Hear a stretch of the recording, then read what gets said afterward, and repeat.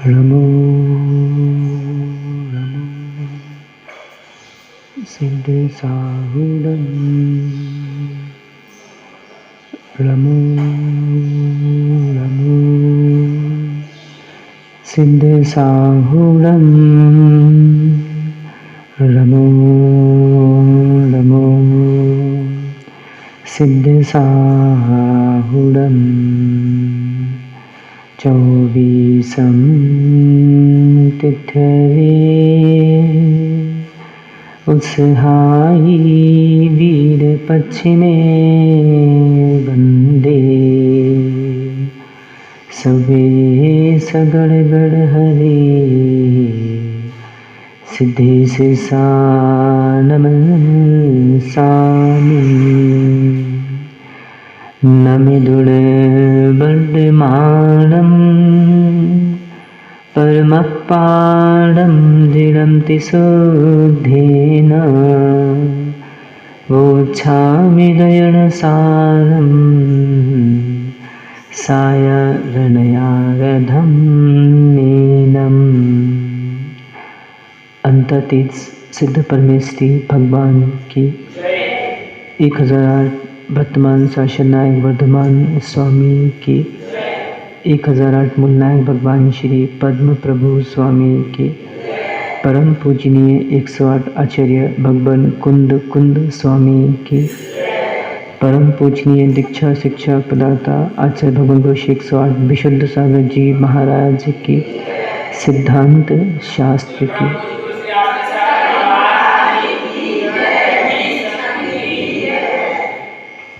भवबंधु हम सभी श्री पद्म प्रभु स्वामी के श्री चरणों में शिव श्री की प्राप्ति के लिए श्री जिन देशना का श्रवण कर रहे हैं। जीवन का कोई सार है तो वह रहन सार है। इसकी प्राप्ति जिसने की है, निर्वाण की प्राप्ति उसने की है। इस संसार में अनेकानेक जीव हुए जिनको अपार वैभव की प्राप्ति हुई। वैभव का मिल जाना कोई बहुत बड़ी बात नहीं है। चक्रवर्ती के पास तो क्या वैभव था। तीर्थंकर बालक, सोचो कितना पुण्य, वो तो बचपन से अपने घर का भोजन तक नहीं करते। देवों के द्वारा उनकी सारी व्यवस्थाएं की जाती हैं। हम भूत में क्यों जाएं?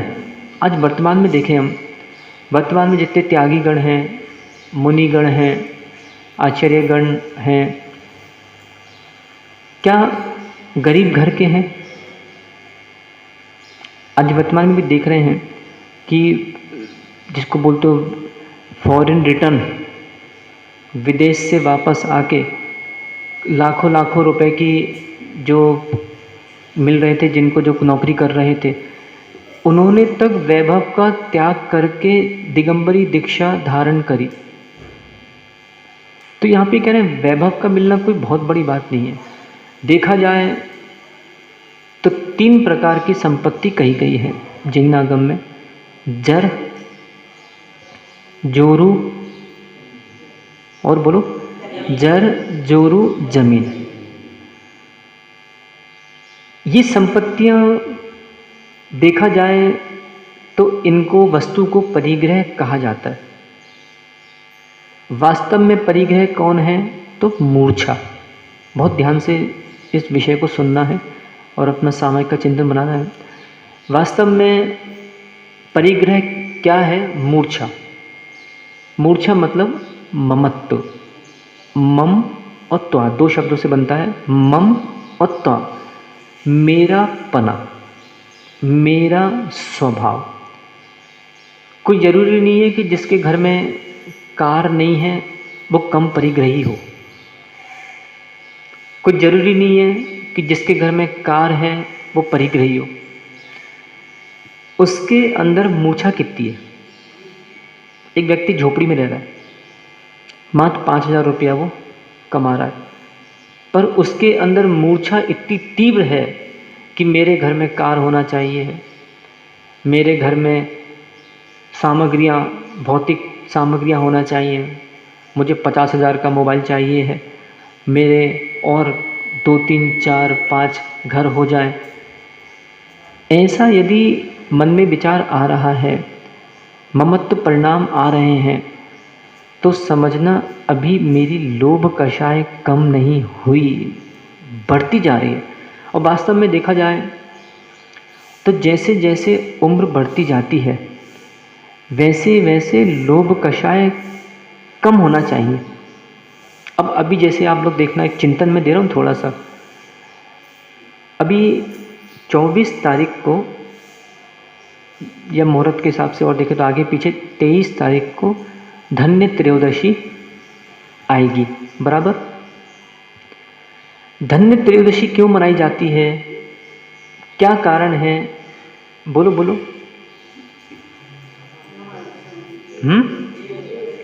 धनत्रयोदशी क्यों मनाई जाती है? भगवान ने उस दिन योग का निरोध किया था, ऐसी है क्या, याद आ रहा? अब विचार करो कि हम जिसको अपना इष्ट मानते हैं, हम जिसको अपना परमात्मा मानते हैं, वे क्या कर रहे हैं? इन्होंने तो उस दिन योग का निरोध करके, यानी योगों का नियंत्रण करके और अपना समोषण विगित करके आसन पर बैठ गए। अब विचार करो कि एक जीव योग का निरोध करके वो तो त्याग कर रहा है, और दूसरे लोग सामग्रियां भर रहे हैं। विचार करो। इस बार थोड़ा सा धन्य त्रयोदशी दूसरे प्रकार से मनाई जाए। थोड़ा जैनियों को मैं संबोधन दे रहा हूँ इस बारे में, अपनी लोग हैं। कैसा? हर बार हम क्या करते हैं, या तो पुराने कपड़े उठा के बाइयों को दे देंगे, तो वो क्या करेंगे, हमको बर्तन दे देंगे। कहीं एक लोटा ले लिया, कहीं तपेली ले ली, कहीं झाड़ी ले ली, कहीं कुछ ले ली। इस बार क्या करना है, इस बार धन्य त्रयोदशी में कुछ लेना नहीं, इस बार त्याग करो, दूसरे प्रकार से मनाओ। लोगों ने देखते हैं ना, बड़े बड़े शहरों में भी लोग क्या करते हैं, बहुत से लोग बड़े बड़े शहरों में क्या करते हैं, उस दिन भ्रमण करने जाते हैं। चलो भैया कुछ अटाला ले आए। कुछ लोग क्या करेंगे, चलो कपड़े ले आए। कुछ लोग क्या करेंगे, चलो सोने की अंगूठियाँ ले आए, कुछ हीरे जवाहरात ले आए, कुछ अपने घर के लिए बर्तन ले आए। इस बार नियंत्रण करने का अभ्यास किया जाए। इस बार ऐसा विचार करो कि जिस दिन धन्य त्रयोदशी होगी, उस दिन हम अपने घर से अटाला निकालेंगे, ना कि भरेंगे। क्योंकि देखिए वास्तव में क्या है, योग का निरोध। निर्वाण महोत्सव भी मनते हैं। सुबह सुबह देखते ना, बहुत सी बातें क्या करें, सब बोलना पड़ रही है, बताना पड़ रही है। बहुत से लोग निर्वाण महोत्सव पे सुबह भगवान का निर्वाण हुआ पटाखे फोड़ते हैं, हमारे जैन समाज में, वो भी मंदिर के बाहर। विचार तो करो आप, मतलब जो अहिंसा का भवन है, जहाँ अहिंसा के पुजारी बैठे हैं, जिन्होंने अहिंसा के त्याग की व्याख्यान करी, उनके समक्ष हम उन्हीं की आज्ञा के विरुद्ध फटाके फोड़ रहे हैं। आजकल देखते हैं बहुत जैन समाज के बहुत से महानुभाव चंद पैसों के लिए फटाके की दुकानें लगाते हैं, बहुत गलत है। अरे ऐसा यदि हिंसा का कार्य अपन कर रहे हैं, यदि एक जैन श्रावक होने के नाते फटाके की दुकान लगाता है, मान लो उसने फटाके की दुकान लगाई, 50,000 रुपए का उसको लाभ हो गया।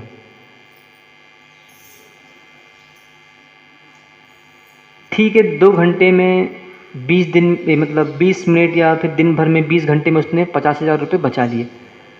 पर जो उससे फटाके फूट के जीव घात होगा, उसका कितना पुण्य क्षीण हो रहा है, ये प्राणी नहीं देखता। अच्छा, बहुत से ऐसे व्यापारी जो गाड़ी का धंधा करते हैं, उनके ट्रांसपोर्ट चलते हैं, ट्रक व्रक चलाते हैं, व्यापार बहुत जल्दी, ये ट्रांसपोर्ट वगैरह में बहुत जल्दी फैल जाता, बहुत पैसा मिलता, परंतु पुण्य क्षीण बहुत जल्दी हो जाता है। नहीं तो आप देखना, ज़्यादा दूर जाने की जरूरत जिला पन्ने में एक बार घूम के आना। बहुत से लोग जिनके ट्रक जिनके घरों में थे, आज देखना कितने प्रसन्न, जाके देखो उनके घरों में कितनी समस्या है। जिनके घरों में फटाके की दुकानें थी, आज देखो उनका कितना पुण्य क्षीण हो गया। पहले नगर सेठ कहलाते थे और धीरे धीरे सब खत्म हो गया। क्यों? इन्होंने अपने पैर पे स्वयं कुल्हाड़ी मार ली। इसे देखें, दीपावली महोत्सव आ रहा है, ये निर्वाण महोत्सव है। इस निर्वाण महोत्सव पे आतिशबाजी, फटाकेबाजी, अब हमको जैनी लोग, हम लोग क्या कर रहे हैं, बहुत से जैनी श्रावक रूढ़ियों में बिध गए। बाजू वाला फटाके फोड़ रहा है तो हम भी फोड़ेंगे। फटाके फोड़ना, मैं बोल दूं क्या है, कुप्रथा है। ध्यान रखना, जैनियों का तो क्या है ये, दीपावली। दीपावली, दीप मतलब दीपक, आवली मतलब पंक्ति। दीपोत्सव, दीप मतलब दीपक, उत्सव मतलब दीपक का उत्सव लगाना। भगवान को निर्वाण हुआ या फिर गौतम गंधर्व को केवल ज्ञान शाम को हो गया था, तो देवों ने फटाके फोड़े थे क्या? बताओ बताओ, देवों ने फटाके फोड़े थे तो तुम लोग क्या को फोड़ते हो? कि कहाँ से कुप्रथाएं आ गई, विचारणीय विषय। हजार हजार रुपए लाके आग लगा दी। अभी एक माचिस की तीली यदि मैं आंखों के पास ले जाऊंगा ना, फिर देखो भागोगे 2 किलोमीटर दूर। और विचार करो, उन वायु कायिक जीवों के लिए हम रॉकेट छोड़ रहे हैं, हम फटाके फोड़ रहे हैं, ध्वनि प्रदूषण, आवाज़ें निकल रही हैं। अब तुम्हारे सामने ढोल बजाएं जोर जोर से तो गाली देने का मन करेगा। अब विचार करें, एक 5 इंद्रिय भर जीव को हम देख रहे हैं, क्या हमको सूक्ष्म स्थावर जीव दृष्टिगोचर नहीं हो रहा? मन की आंखों से नहीं दिखता हमको कि वो भी तो जीव हैं? पर क्या करें, जिसकी जहाँ होती मति उसको नहीं लगती अति। मेरी ये बातें समझ में नहीं आएंगी। ये बातें में क्या मन करेगा, क्या बोलने में आएगा घर जाके। बहुत से माता पिता ऐसे होते हैं, महात्मा जी, बहुत से माता पिता को कभी कोई बात प्रवचन में क्या करेंगे, कुछ 2-3 बातें सुन लेंगे और जाके घर में उसको सुना देंगे। और कहीं महाराज बैराग की या फिर विरक्ति की बात करें तो मुंह से बोलने में क्या होता है, अरे महाराज तो बोलते रहते हैं, कोई बात नहीं। ऐसे बहुत से लोगों की धारणा है। तो नहीं, ये महाराज नहीं कह रहे, ये आप तो जो मैं बोल रहा हूँ ये मेरा मुंह मत समझना, ये तो पुराणों में पढ़ लो। आप आज से यदि 50 साल पुरानी भी प्रवचन की किताबें उठाओगे, उसमें भी यही सब लिखा है कि ये फटाके वटाके फोड़ना सब कुप्रथाएं हैं। ठीक, दीपों की आवली 64 दीपक जलाते ना, कितने जलाते हैं? 16 दीपक, उसमें 4 बातियाँ होती हैं, 64 बार बाती होती है। हाँ, हम जलाते नहीं पर हमको पता है। 64 रिद्धि के प्रतीक आदि रहते हैं, इसलिए उसको जलाए जाते हैं दीपकों को। लोग दीपक लेके मंदिरों में रखते हैं, आपस में एक दूसरे से मिलते हैं। मैं पुनः बार बार कह रहा हूँ, विषय निकला है तो बता देता। दीपावली के दिन रात्रि में ये प्रसाद बांटना कुप्रथा है। रात्रि में ये चिरौंजी, नारियल खाना, ये सब कुप्रथाएं हैं। रात्रि में घरों में जहाँ पे भगवान की पूजा होती है वहाँ पे पेड़े रख देना थालियों में, और पेड़ों पे लाइयाँ छिड़कना, नारियल फोड़ के वहाँ रख देना, उस पर लाइयाँ छिड़कना और वो फिर दुनिया को बांटना, उसी रात को खिलाना, ये सब कुप्रथाएं हैं। इनको बिल्कुल बंद किया जाए। और नहीं तो या तो मुझे कोई आके शास्त्रों में दिखा दे, तो इसका मुझसे अच्छा प्रचार प्रसार कोई नहीं कर सकता। मैं इसका बहुत अच्छा प्रचार प्रसार कर सकता हूँ, परंतु यदि मुझे लेखन नहीं मिल रहा, या तो आप लेखन दिखाओ कि भगवान ने रात में जब केवल ज्ञान हुआ गौतम गंधर्व को, या सुबह निर्वाण हुआ तो इस प्रकार से किया गया। नहीं, हमारे पूर्वजों ने जो अज्ञानता कर दी, अब हम समझदार हो जाए। कुछ ऐसे भी समाज के लोग रहते हैं जैसे जो उद्दंड हो जाते हैं। कैसे उद्दंड? कह रहे महाराज आए, महाराज ने माया की प्रथा मिटा दी। मिटानी थी, तुम लोग जो पानी में थे उसको ठीक कर दिया ताकि आगे की पीढ़ी बच जाए। पर कुछ बूढ़े लोग होते हैं, जब बूढ़े लोगों के मन में उद्दंडता आती है, जैसे बहुत से लोग देखते हैं ना, बहुत सी जगह जिनालय में क्या होता है, लोग अन्य बड़े बड़े शहर भी होते हैं, वहाँ पे क्या करते हैं लोग, टोली से निकलते हैं। कुछ भिखारी होते हैं जो पन्नी वन्नी लेके निकलते हैं, पन्नी थैली लेके निकलेंगे। तो एक क्या गए, 2 पेड़ा उससे डलवा लाए, उसके यहाँ गए चना मुद्रा उससे डलवा लिया, उसके यहाँ गए चिरौंजी उससे डलवा ली, उसके यहाँ गए नारियल उससे डलवा लिया, और वो लेके पूरा सामान और फिर अपने घर में खाते। कुल मिला के सार इतना है कि सारी चीज़ें अपने को रात को ही क्यों करना है? दिन में 2 बजे रख लो ना, कौन मना कर रहा है? हम ये थोड़ा ना बोल रहे हैं कि किसी के घर मत जाओ, बहुत अच्छी बात है। जो दूसरों के घर नहीं आता वो तो मानी प्राणी है। आज यदि दीप महोत्सव आ रहा है और दीप महोत्सव में यदि किसी का किसी से कोई पुराना बैर भी है और वो उसके घर नहीं जाता, तो मैं तो बोलूँगा ये अभी मानी प्राणी है, इसके अंदर मान बहुत तीव्र है। हम उनके घर नहीं जाएंगे, हमारी उनसे नहीं पटती, तो क्या तो उसके लिए थोड़ा आग लगाने जा रहे हैं भैया? दीपक को आग लगाने जा रहे हैं। त्यौहार क्यों आते हैं? ताकि हमारे जीवन में जो आपसी मनमुटाव हो जाते हैं, हम उन मनमुटावों से निवृत्त होएं और अपने आप में वापस हम स्थिर हो जाएं। चातुर्मास होने का एक बहुत बड़ा लाभ ये होता है कि जो आपस में परिवारों में उदारता आ जाती है। चातुर्मास होते हैं, लोग चौका लगाते हैं तो कभी बड़ी दीदी को बुला लिया, कभी छोटी दीदी को बुला लिया, कभी देवरानी को बुला लिया, कभी जेठानी को बुला लिया। इससे क्या होता है, थोड़ी बहुत जो संबंध टूटे रहते हैं वो आपस में मिल जाते हैं। चौका लगाने का बहुत बड़ा लाभ है। हाँ, यदि व्यक्ति मानी होगा तो संबंध टूट भी सकते हैं। माना किसी ने किसी को धीरे से बोल दिया और झेल नहीं पाया, उस बात को सहन नहीं कर पाया, वो संबंध तोड़ देगा। तो मैं ये कहना चाह रहा हूँ कि दीप महोत्सव आ रहा है। भगवान महावीर ने संदेश दिया, जियो और जीने दो। महावीर स्वामी ने ये नहीं कहा मरो और मरने दो, या मारो और मरने दो। तो दीप महोत्सव करने जाओ, कोई बहुत बड़ी बात नहीं है। और जिनके यहाँ, बहुत से लोगों की ऐसी भी धारणा है कि दीपावली के दिन हमारे यहाँ कोई ख़त्म हो गया था। अरे तो हो गया तो हो जान दो। अब क्या पूरी जीवन भर की दीपावली काली कर दोगे क्या? किसी का कोई बच्चा ख़त्म हो गया, किसी का कोई पुरुष ख़त्म हो गया, किसी कोई ख़त्म हो गया, चलो ठीक है, आपके यहाँ पहली दिवाली है, आप नहीं मनाओ। उसके बाद आराम से उत्साह मनाओ। मतलब कुल मिला के जो व्यक्ति ख़त्म हो गया, हम उसमें ख़त्म होने के उसमें इतने इष्ट वियोग ध्यान में हम चले गए कि हमने तो अपनी दीपावली काली कर ली। और जो व्यक्ति ख़त्म हुआ वो तो पता नहीं कहाँ दीपावली मना रहा होगा। अपन थोड़ा बाहर निकलें, जरा ये रूढ़ियों से थोड़ा बाहर निकलें कि अरे दीपावली थी, अब हम कभी दीपावली नहीं मनाएंगे। ये क्या है? ये आपके जीवन में भेद विज्ञान का अभाव हो गया। अभी आप, मुझे लगता है, जैनी नहीं हो। अभी तुम्हारे अंदर जैनपना नहीं है। अभी तुम्हारे अंदर क्या है? ये इष्ट वियोगजपना है, रूढ़ीपना है, अज्ञानता है। ये विचारणीय विषय। सोचो, जो व्यक्ति ख़त्म हुआ वो तो बेचारा कहीं खेल रहा होगा, मज़ा ले रहा होगा, और उसके राग में हम उदास हैं, तो पागल कौन कहलाया? बोलो, पागल कौन है? हम पागल कहला रहे। इसलिए मैं बार बार बोलता हूँ, खासकर इसलिए बोल रहा हूँ कि जो लोग ख़त्म हो गए उनकी फ़ोटो घर से निकाल दो, बिल्कुल। हाँ, यदि वो साधु बन के समाधि मरण किया है तो आप बिल्कुल, आपके इष्ट हैं, आपके आराध्य हैं, रखो। जैसे यहाँ पे कितनी सारी फ़ोटोज़ लगी है, महाराज जी की, माता जी की, किसी की समाधियाँ भी हो गई, वो भी लगी हैं, कोई जीवित है उनकी भी लगी हैं। परंतु जो ख़त्म हो गया, अभी मैं बता रहा हूँ, जितने लोग यहाँ बैठे हैं इनको मैं ज्ञान दे रहा हूँ।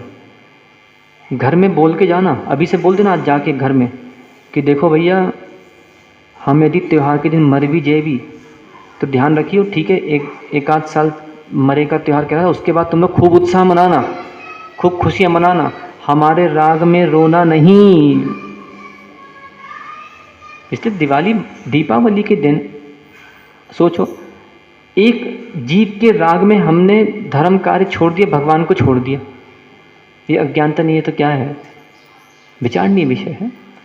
तो मैं यहाँ कहना चाह रहा हूँ कि दीप महोत्सव आ रहा है, और दीप महोत्सव में ऐसे भी प्राणी होंगे जो मानी होंगे, जिनकी जो क्रियाएं पूर्व में चल रही हैं वे वो क्रियाएं करेंगे ही करेंगे।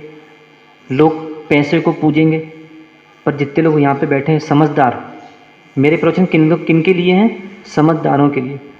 जो समझदार हैं वो इन बातों को समझें। दीपावली के दिन पैसे पूजना कुप्रथा है। इसलिए देखो, पिछली परिवर्तन फॉर्म में एक मैंने पंक्ति वहाँ लिखी है, यदि आप लोगों ने देखा होगा, कि दीपावली के दिन लक्ष्मी पूजा और रुपया पूजा का त्याग करेंगे। हमारे हम कहाँ, हम रूढ़ियों में चले गए। मुक्ति लक्ष्मी की चर्चा थी, हम कहाँ ये फोटो में लग गए, कहाँ हम क्रियाओं में लग गए। विचार करो।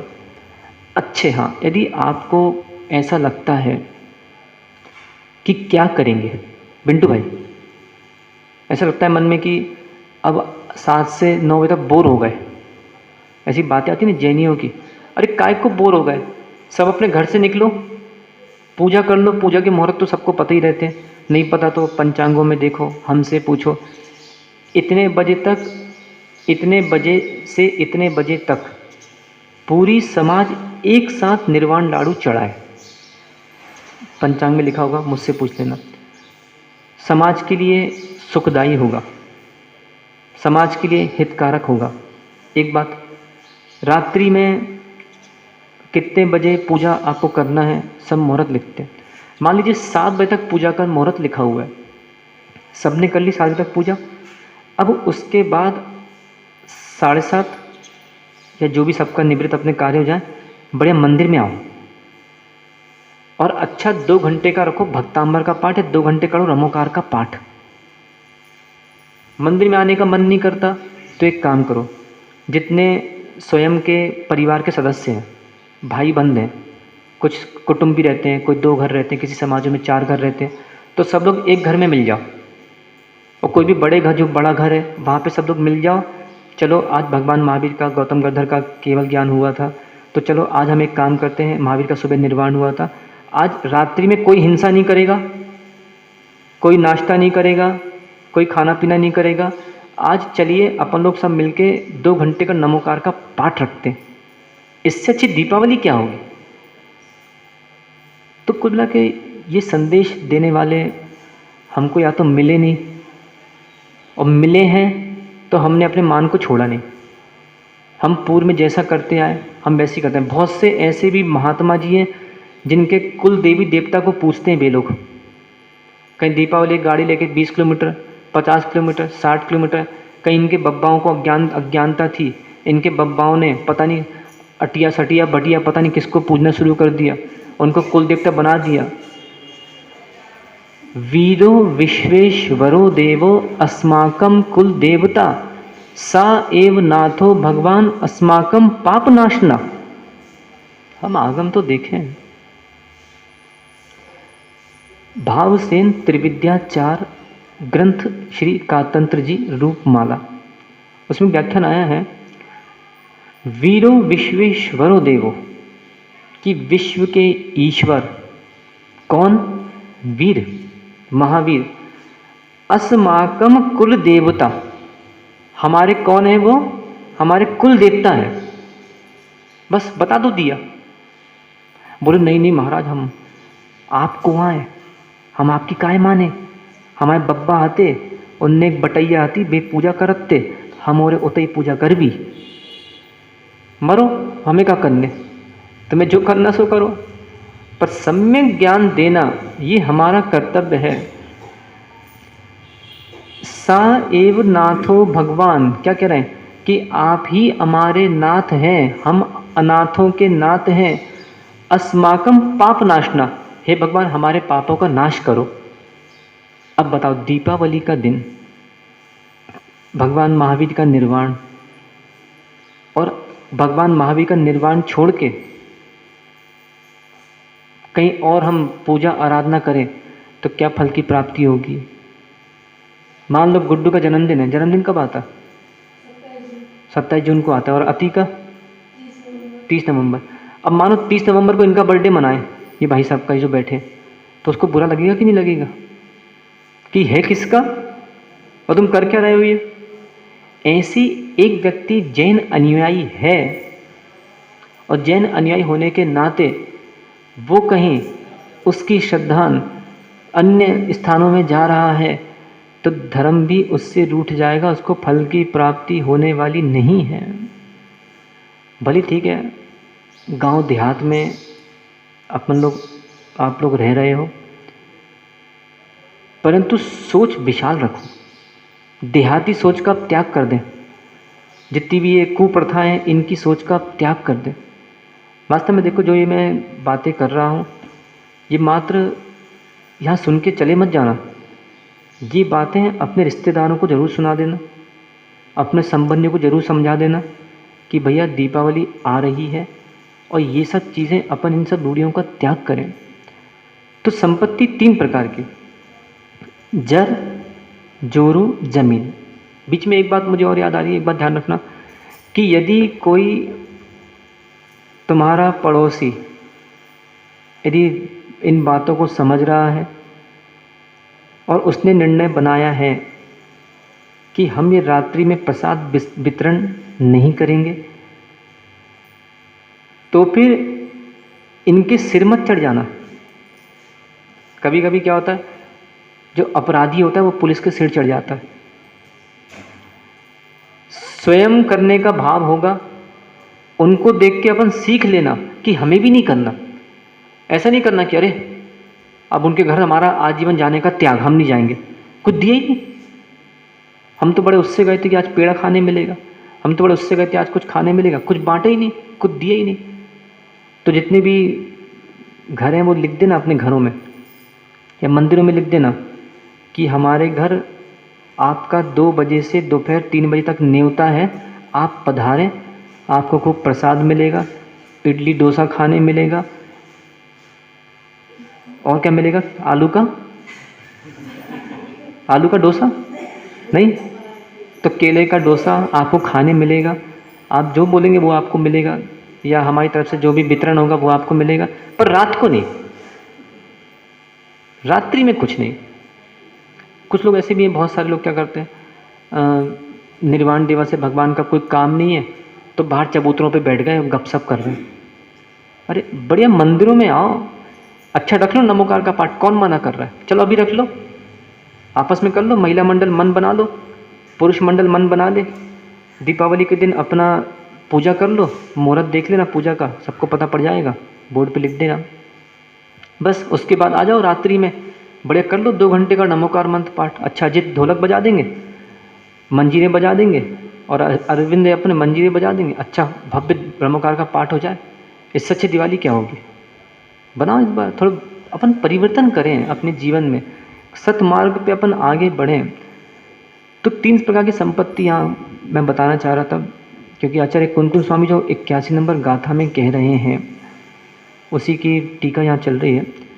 तो बीच में दीपावली की बात भी बोलना बार बार जरूरी है। क्यों जरूरी है, क्यों जरूरी है, क्यों आवश्यक है, क्योंकि संसारी प्राणी गृह कार्य में आसक्त होने के बाद सब भूल जाता है। इसलिए मैं बार बार क्या करता हूँ, स्मरण दिला देता कि भैया अपने को ये कार्य नहीं करना। जर, जोरू, जमीन। जर से क्या ग्रहण करना है, चल संपत्ति। चल संपत्ति मतलब जैसे रुपए पैसा, ये क्या होता है, आज इसकी जेब में, कल उसकी जेब में, परसों किसी तीसरे की जेब में, ये चल संपत्ति कहलाती है। जोरू से ग्रहण क्या करना है, चेतन सामग्री। जोरू मतलब मात्र स्त्री की बात नहीं है यहाँ पे, जोरू से जितनी भी चेतन सामग्रियाँ हैं, चाहे स्त्री हो, पुत्र हो, परिवार जन हो, ये सब जोरू में आ जाते हैं। पुरुष के लिए स्त्री जोरू है, स्त्री के लिए पुरुष जोरू है। समझ में आई बात। अब घर में ऐसी बोला करो, काय जोरू का हो रहा, कछु नहीं जोरू दुकान से आए, तो दोनों एक दूसरे के लिए जोरू है। कोई जरूरी नहीं कि स्त्रियों को, वो तो लोक रूढ़ी में कहते हैं जोरू वही है हमारी, पर तुम भी उसके जोरू हो। और फिर गुलाम हो तो मुझे नहीं मालूम, क्योंकि कुछ जोरू के गुलाम भी रहते हैं, उनकी चर्चा मुझे नहीं मालूम, वो तुम्हारी आपस की व्यवस्था है। तो जोरू से ग्रहण करना है चेतन सामग्री, और जमीन से ग्रहण करना है अचल संपत्ति। अचल संपत्ति जैसे मकान, दुकान आदि जो है, ये अचल संपत्तियां कहलाती हैं। तो ये जो 3 चीजें हैं, जर, जोरू और जमीन, इन तीन चीजों में आसक्त प्राणी अपने प्राण गंवा देता है। अब देखो ना, छोटा सा अपन सबको पता ही है, हाथी को ले लो, किसमें प्रसिद्ध हुआ? हाथी किसमें प्रसिद्ध हुआ? स्पर्शन इंद्रिय के विषय में।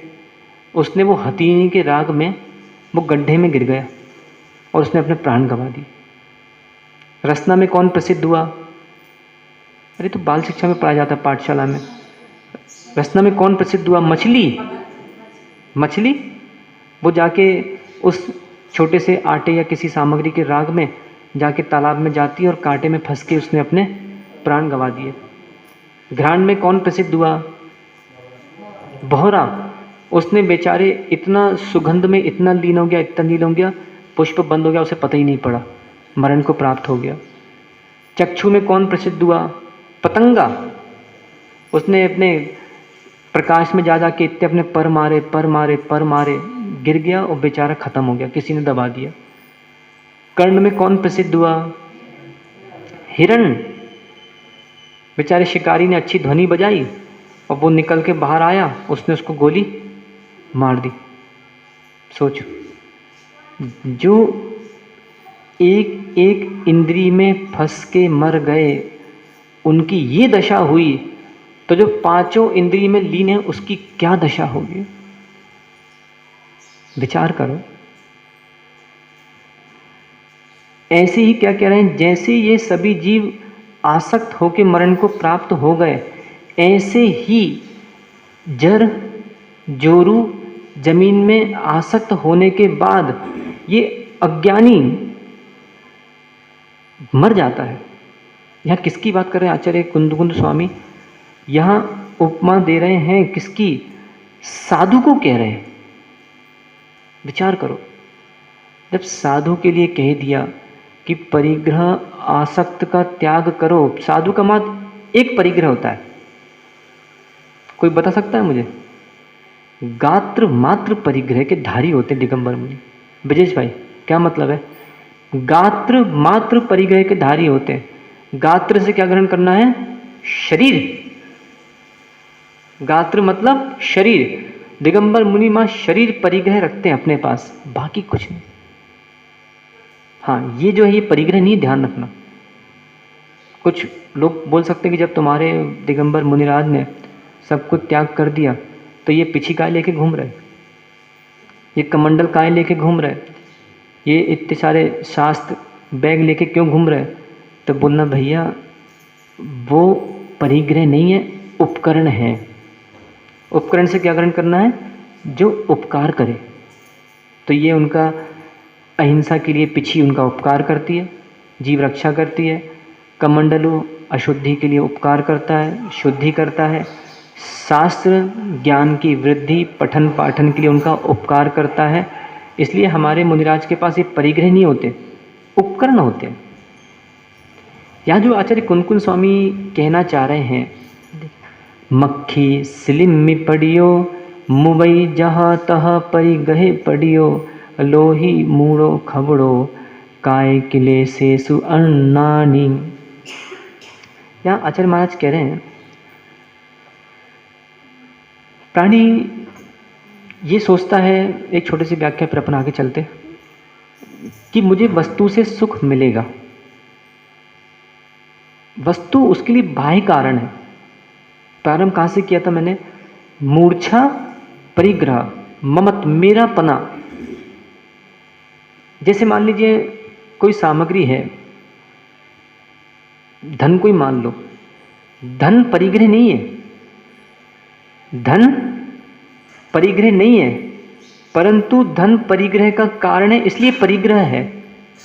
वास्तव में मूर्छा परिग्रह कहा आचार्य महाराज ने, कहीं ये सूत्र नहीं आया धन परिग्रह, स्त्री परिग्रह, धान परिग्रह, मूर्छा परिग्रह, मेरा पना परिग्रह। अब जैसे नगर निगम की टंकियों में पड़ा होगा, जल ही जीवन है। अब इतने सारे कोरोना से मर गए, उनको पिला दो, क्यों नहीं जिए? तो वास्तव में जल जीवन नहीं है, प्राण जीवन है। पर जल पानी पीने से जीव के प्राण बचते हैं, इसलिए कारण में कार्य का उपचार करके कहा जाता है कि जल ही जीवन में है। ऐसे ही वस्तु जड़ जोरू जमीन ये परिग्रह में कारण हैं, इसलिए इनको भी आचार्यों ने परिग्रह, वस्तु को परिग्रह कहा गया है। यहाँ जो कुनकुन स्वामी की व्याख्या जो आ रही है, मक्खी सिलिम्मी पाडियो मुबई अर्थात मर जाती है। मक्खी को कभी दिखना, कफ किसी ने कफ कर दिया या थूक दिया तो मक्खी क्या करती है, वहाँ पे जाती है और वहाँ पे इतनी लीन हो जाती है कि वहीं पे पता पड़ा वो कुछ देर में वहीं पे मर गई। इसलिए कहीं भी थूका मत करो,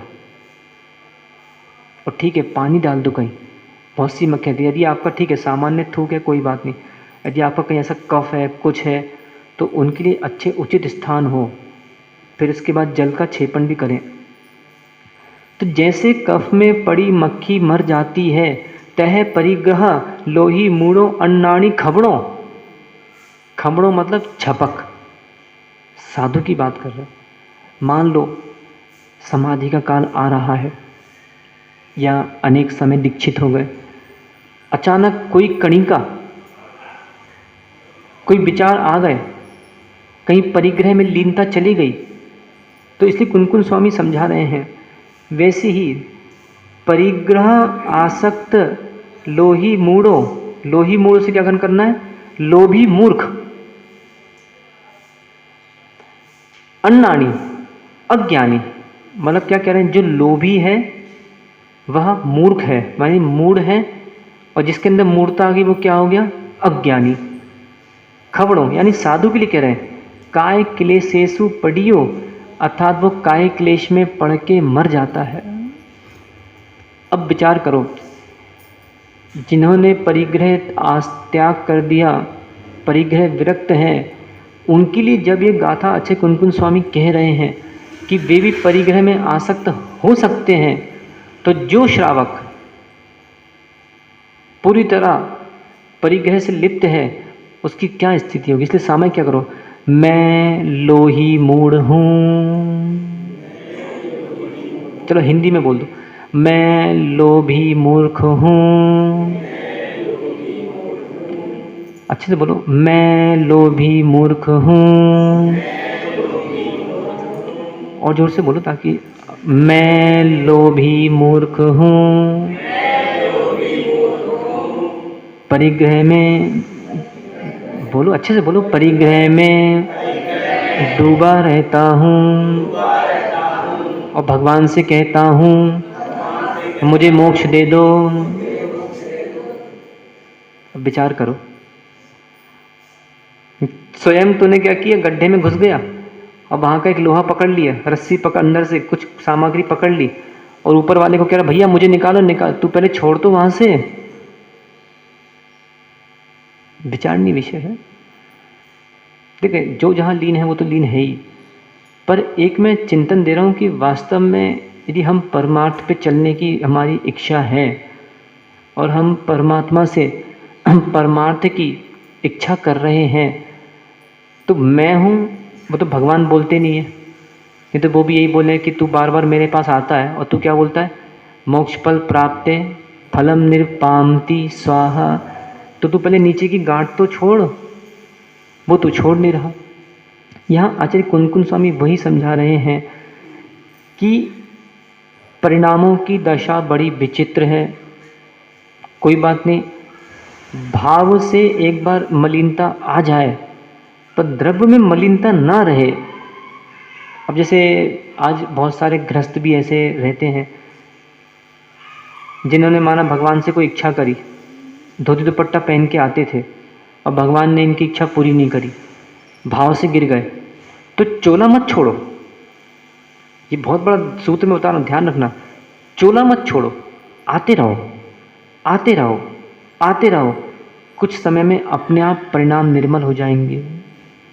कुछ लोग ऐसी धारणा है महाराज जी भाव खराब हो जाते तो हम मंदिर जाके क्या करें, तो भैया निमित्त चाहिए कि नहीं चाहिए। यदि भाव अशुभ भी हो गए तो मंदिर आना मत छोड़ना, धीरे धीरे आते रहोगे तो भाव शुभ होने की पूरी पूरी उम्मीद है। और माना मंदिर ही आना छोड़ दिया तो घर में तो शुभ भाव होना मुझे लगता है थोड़ा थोड़ा असंभव सा लगता है। हाँ, कुछ ऐसे भी सज्जन होते हैं जो शुभ भाव अपने रखते हैं।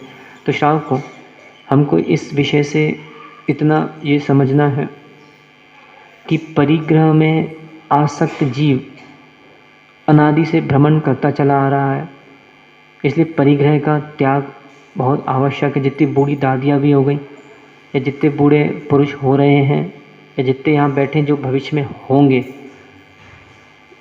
जब ऐसा लगे कि अब हमारा जीवन ह्रास की ओर है तो गृहस्थ अवस्था में रह के श्रेष्ठ तो ये होगा कि त्यागी व्रति बना जाए, अणुव्रत धारण किए जाए, आरिका पद महाव्रत धारण किए जाए, वही श्रेष्ठता होगी। पर यदि इतनी बुद्धि नहीं चल पा रही तो कम से कम भगवान से प्रार्थना करना, हे भगवान इतनी बुद्धि हमारी चले कि अंत समय में परिग्रह में आसक्ति ना बने रहे। वैसे जिनके 2-2 4-4 घर हैं, कर दो, अपने बेटियों के नाम कर दो, बेटों के नाम कर दो, सब खत्म कर दो। सोना चांदी है सब नाम कर दो।